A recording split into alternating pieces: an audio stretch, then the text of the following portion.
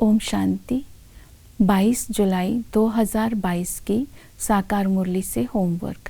आज की मुरली से हम लक्ष्य लेंगे कर्म बंधन के हिसाब किताब को चुकतू कर सुख के संबंध में जाना है, अर्थात जीवन मुक्ति को प्राप्त करना है, सूर्यवंशी डायनेस्टी में जाना है। इसके लिए आज हम रिफ्लेक्शन करेंगे, कर्म बंधनों को साक्षी होकर चेक करेंगे कौन सी ऐसे कर्म बंधन अर्थात कमजोरियां हैं, जैसे व्यर्थ संकल्प, नेगेटिविटी, पुराने संस्कार जो मुझे सुख के संबंध में जाने से रोकते हैं। तो अपने अंदर वो विशेषताएं चेक करेंगे। ये विशेषताएं सुख के संबंध अर्थात जीवन मुक्त आत्मा की विशेषताएं मेरे अंदर कहाँ तक आई है।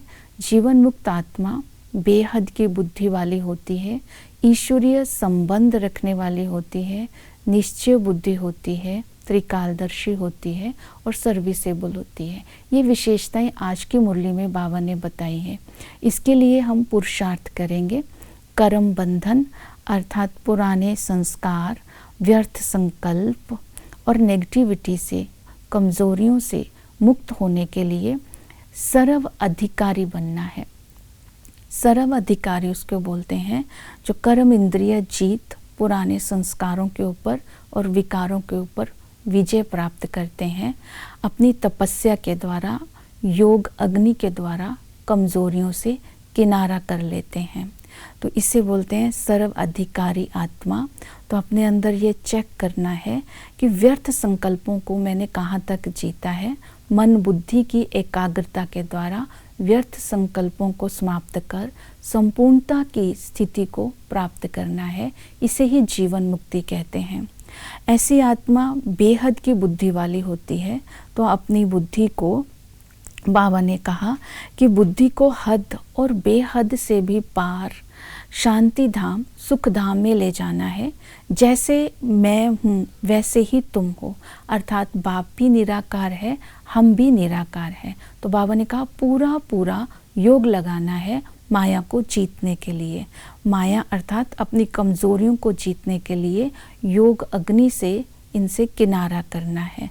तो इसके लिए आज हम अपनी बुद्धि को बेहद का अर्थात कर्म की डाली में नहीं फंसना है और ना ही अपने योग अग्नि से अपने को सर्व शक्तियों से संपन्न बनाना है। दूसरा है ऐसी आत्मा ईश्वरीय संबंध में रहती है। ईश्वरीय संबंध में रहने का भाव है एक के साथ बुद्धि की लगन लगी रहे, योग लगा रहे।